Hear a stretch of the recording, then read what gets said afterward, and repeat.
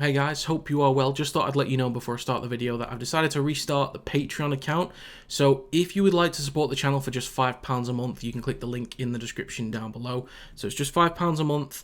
It'd mean a great deal if you guys could help support. But the two main things I'll be doing on the Patreon, number one, there'll be like audio podcasts. So rather than creating multiple videos for YouTube, say there's a signing, for example, there's either be an article that I'll do write-ups for, or I'll just do a quick 5-10 minute podcast, or some 30 to hour long podcast that I'll just throw up on there, listen to it on the, in the car to work, coming back from work. You just want to chill and listen to something in the background, that's available for you. And yeah, so the latest write-up, the first one on there, are my chosen squads for England and Samoa for the upcoming series in October. So if you sign up to the Patreon, link in the description, you can check that out and help me out for just £5 a month. That'd be greatly appreciated. But let's crack on with the video. Remaining in 12th place, I have the London Broncos. Their performance against St Helens was just way off. To be fair, Saints played an incredible game, but some of the tries that were scored were just way too easy. A lot of the times, St Helens attacked the edges early on and opened up London. But the way that London was so easily broken down through the middle was very, very, very alarming. It's not even a case of St Helens being able to create an overlap. That I could understand, that I could accept to a degree in terms of the speed that they might be coming up against with. But the fact that they were beaten so easily through the middle is very alarming. I don't see where the next win's going to be. Even against Hull at this point, I don't actually know if they'd beat Hull again. Castleford, I don't think so. Leeds, maybe. But I don't see where their next win's coming from unless they come up against a team with severe injuries and there's a sin bin or red card in there somewhere. But they are well off the mark at the moment. They're just so far off anybody else. Onto 11th place, and still in 11th place, I have Hull FC. They managed to pick up a pretty solid win against a Leeds team that had actually been on some okay form the last couple of weeks. They'd won 3 in the last 5 from last week. But the same word I'm going to be using is energy with Hull FC. But what I liked about the performance is they were backing up for each other. It wasn't always clean. It didn't always look pretty, but they were backing up for each other. They were willing to try and get their arms free for that offload, creating the second phase in attack. They just kept working for each other. I think having Jake Truman back in there over the past couple of weeks has been huge for them in order to pick up their attacking speed.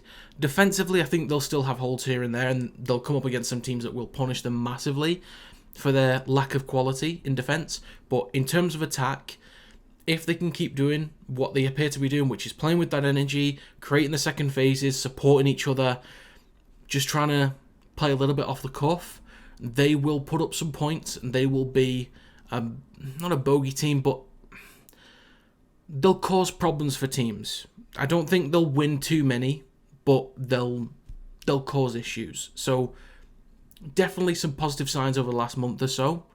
We'll see where it gets them by the end of the year. And I think they've closed the gap slightly over the past month or so to teams in the middle of the park, but it's still quite a huge gap anyway. But Hull FC in 11th. Moving on to 10th place, and still in 10th place, I have Castleford Tigers. Solid effort, really solid effort against the current champions, the best team in the league right now, Wigan Warriors, the current Challenge Cup winners as well. Incredible effort. I'll get on to the negatives of Wigan a bit later on, but I quite like where this Castleford team is at the moment. They are still kind of far off. They're not really competitive enough. There is the potential of a playoff challenge later on in the season. We'll have to see how that goes. But there are some things I actually really do like about this team, mostly on the attacking side, because Miller can be a bit of an underrated halfback, but he knows what he's doing. And I think mix that with Tex Hoy, who's been real helpful in the attacking flair of that Castleford team, with the kind of support that he provides, the way he can open teams up on the edges. There's something quite exciting about this Castleford team. Maybe not relative to the rest of the league, but for where they were at, especially last season, and the kind of seasons they've had over the past few years, where they're at now, I think is definitely positive and is a good base to build from to hopefully set a platform for them in the future. Whether they can push for playoffs by the end of the season, I don't know. There's still plenty of problems there. Defensively, pretty good effort keeping Wigan to, was it 10? I think it was 10. But generally speaking, defensive issues, but in attack, I quite like what they're doing. So Castleford still in 10th. On to 9th place, and still in 9th place, I have the Leeds Rhinos.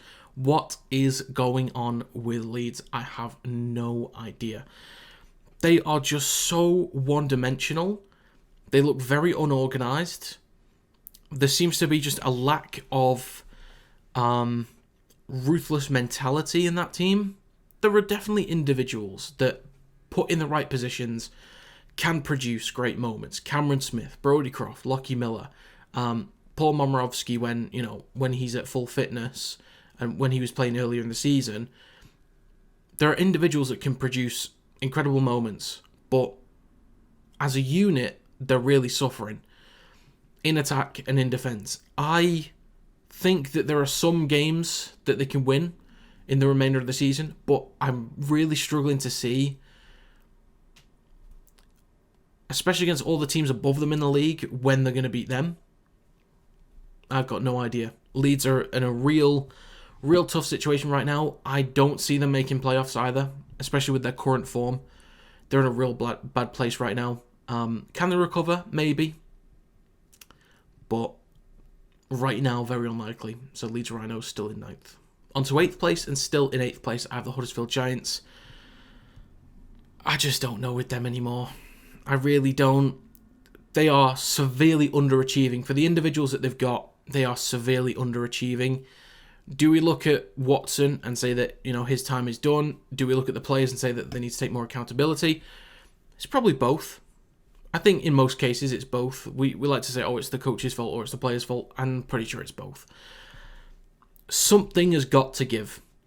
Because with the individuals they've got, there's no excuse to at least be good on one side of the ball. Whether they are simply just outscoring teams, like in high-scoring games, or whether they're restricting the flow of points, one side of their game has got to be good. Right now, both sides are extremely inconsistent, but leaning more towards bad on a weekly basis. They have got to figure this out soon. I don't see them making playoffs at this point. I think at their peak, they can. They can challenge anybody at their peak. But they are so far from it at the moment, and they haven't been anywhere near it for the past month, I'd say, maybe month and a half. There's quality there, but can they unlock great performances as a unit? We'll have to see. But Huddersfield Giants, still in 8th. Moving on to 7th place and moving down 2 this week, I have the Catalans Dragons. They have not been looking good over the past couple of weeks. There's been some really lacklustre performances. Yes, they've had to deal with some key injuries, but based on the typical feel that we have around Catalans, that their defence should be fantastic. But they've let in not a ridiculous number of points, but they haven't got a decent enough attack to complement some of the hard work that they're putting in defence. In attack, they are looking pretty clueless. And I referenced games a few months ago, home games against Hull FC and Castleford, when they were really, really bad. And they just allowed themselves to be walked all over. So in terms of how they're defending the line, relatively speaking, they're doing a pretty good job points-wise. But they're just being run through, straight through the middle, losing control of games, and in attack just looking a little bit too clunky. They're still a solid team who can challenge most, but can they compete near the top? As of right now, I don't think so. I think they've really started to disconnect themselves. And I think of the teams that we would consider playoff worthy, I think they're most at risk right now. On to 6th place now, and moving up 1, I have Salford Red Devils. Over the last couple of weeks, they've been looking really, really solid, controlling games well. Defensively, been pretty strong as well, not allowing too many points. And just a real solid performance against Warrington. Controlled the game extremely well. Their attacking speed was excellent, truly excellent. Shrugging off a lot of tackles, allowing basically second phases, and just really eating up the meters very easily. And creating long range tries. So really going at Warrington early, showing a lot of attacking intent, and defensively looking really strong as well. Warrington didn't do much with the ball, to be fair, but looked strong enough in defence. Their defensive line speed was excellent and shut down a lot of those plays where Warrington tried to play the ball out the back a lot, jammed in really quickly, timed it very nicely, and just had an overall incredible game against Warrington. And over the last couple of weeks, as I said, they've been looking really strong. They're making a solid push for playoffs now. They had a bit of a dip a month or so ago, I think it was about a month. So they had a slight dip, but they're looking really strong, and I think they can really push on and make a decent attempt at a playoff spot. On to 5th place now, and moving up one, I have the Leigh Leopards. They have also been looking really, really strong, and the one thing that I've been most impressed with them is their defence, because I didn't really pay much attention to that, because if you look at the players they've got, we just associate them with attack. Gareth O'Brien, Zach Hardacre, Josh Charnley, Lachlan Lamb, Edwin Apape, Matt Moylan. Attack. That's all we can think about with Leigh, is just attack. But if you look at the points that they've conceded over the last 6 games, I think it's the last 6 games. There's only one game where they conceded over 18, and that was like 28 points against Castleford, but the rest were 18 or less. Some of them were 2, some of them were, I think, 10 and 12, like ridiculously low numbers of points. So they're restricting the flow of points massively. And there are some games where they connect better than others in attack, but the fact that they are now a team with the individuals that they've got that can defend, Leigh can be really scary going forwards. And for me, Leigh have now cemented themselves as a true playoff contender, and possibly in a few weeks' time I will be saying Leigh are a playoff team, like without question, because that's certainly where they could be. I still think Leigh have a few things to work on, but if they get those things right, are a dark horse for a grand final. Because if they're getting the defence right now, and if they can get their attack slightly more consistent against the best teams, Leigh could be scary. Leigh could be really, really scary. Moving on to 4th place now, and moving down one, I have the Warrington Wolves.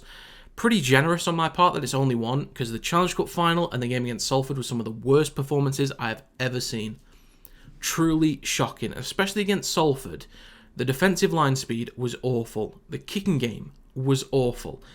The fact that you have 2 extremely experienced players in Josh Drinkwater and Stefan Ratchford, and at no point did either of them feel that they should take the game by the scruff of the neck and do something about the predictable performance that we had in attack, is beyond comprehension. They have been around for well over a decade, and they allowed us to do the same thing time and time and time again. It is beyond comprehension. I do not understand it. Why are we allowing Matt Duffy to take carries through the middle? Why are we using a player with his pace to waste energy taking carries through the middle of the park when he should be attacking the edges? He wasn't given enough opportunities to do it in the final, in the Challenge Cup final. Sometimes had a go himself, he took it upon himself, and we looked more dangerous because of it. But we severely miss George Williams. We need him as soon as possible. There's a slight worry for me against Hull FC. If we lose that game, I'm going to be in pure disbelief. But we've got to get back to what we were doing. Spreading the ball early in the tackle count, which we refused to do the last few weeks for some reason. It's a hard life. It's a truly hard life being a Wire fan. Moving on to 3rd place now, and moving up one, I have Hull Kingston Rovers. Really classy performance last week. Very, very classy. They play in attack with a lot of depth, and that helps them to be a little bit more unpredictable. Sometimes they can play that flat pass for that power run straight through the defensive line, or they can play the ball at the back, or because they play with such depth, they can attack, if they're more towards the centre of the field, they can attack the centre, because then the defensive centre and wingers have to jam even further to go for an interception. I know it was SN Masters had one early on, but they were looking pretty flat in that moment. But as the game went on, they played with a bit more depth, which means that the centre has to jam even further, which then means there's a bit more room to work with. But the fact that they can still play that gritty style through the middle, they can wear teams down through the middle, is great. Players like Elliot Minchella really help them out with that, with either the ball playing or the run, the ball running or the ball playing style. He can switch between both. May and Lewis, what I actually quite like about those two is that they don't need to connect with each other. They can both just stay on either side of the field and run their own game as they feel fit.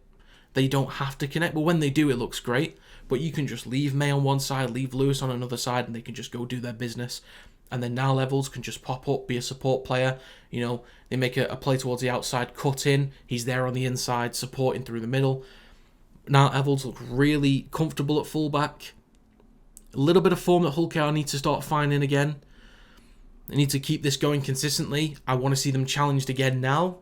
So obviously, a few easy weeks coming up, but few challenges in there, see where they're at again, give them a proper test, and Hull KR are still firmly in this fight. Moving on to second place now, and still in second place, I have St Helens. I think if that kind of performance was against someone in the midfield compared to the way that Wigan played, Saints could have been first after this week, but I still think over the past couple of weeks, there's still a bit of a gap there. Wigan is still the strongest team, but St Helens put in a hell of a performance, as I mentioned, against London Broncos.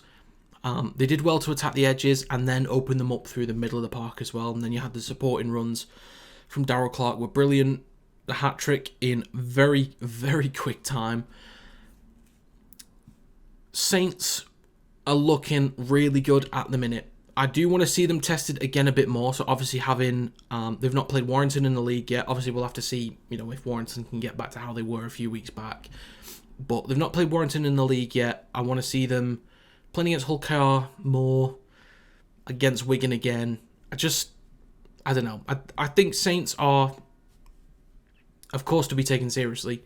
I just want to see them given more tests to establish that they are a team to be feared like we used to a few years ago. But in attack, they're just really free-flowing at the moment, doing a fantastic job, and defensively, truly excellent. I think they'll be disappointed with themselves conceding that try against London so late after they did 78 minutes of incredible work. But yeah, Saints fans will be really happy with where they're at, and definitely look like Super League Grand Final contenders at this point again. So St Helens in second. Finally, in first place, and still in first place, I have the Wigan Warriors. Their performance in the Challenge Cup final was excellent. They didn't really have to do too much, to be fair, but they controlled the game pretty well. Spread the ball nicely, got control of the game pretty early on. After the 2-0 lead that Warrington had, they had some good field position, and then Wigan just took control, and they never really looked like losing from there. Slightly lower score than I was expecting against Castleford. I'm pretty sure I had Wigan to put 50 past them. But this is my only concern, and I just want to state this before I get onto this other point, is that Wigan are still first because of the work they've done over the last couple of weeks. They've still retained that gap to St Helens, so it's not just based off this week's performance or last week. There's a few weeks that have led to them retaining that number one spot. My biggest concern, and some other people say this on social media, my biggest concern with Wigan is that when they don't have one of their big three, they are off. They are. Simple as that. When they don't have Smith or French or Field, the replacements that they've got are not very good. So when Hampshire has to fill in at fullback, especially when they played against Warrington's kids, he was a liability, a huge liability. When French isn't there, they take a lot of sting out of the attack when they're running towards the edges and then they need someone to just dart inside, to cut across, to open up the defensive line. When French is missing, which pretty sure he's played every game, but when he's not there or hasn't been there in previous times, you can tell. But without Smith or Field or French, Wigan don't struggle, but aren't the same. So for me, Wigan at their best, with those 3 guys in there, are still completely fine, no concerns. But I think Field is out for a couple of weeks. So if they do face some challenges when he's missing, I'm a little bit concerned for them. But based on the performances over the last couple of weeks, really solid. They've not had to do too much, but still look firmly in control of games. So Wigan Warriors still in first place. So they are my power rankings after Super League round 14. If you have your own power rankings, do let me know in the comments down below. How do you think teams played last week? Also let me know as well. But yeah, that is going to be it. Thank you very much for watching, and I will see you next time.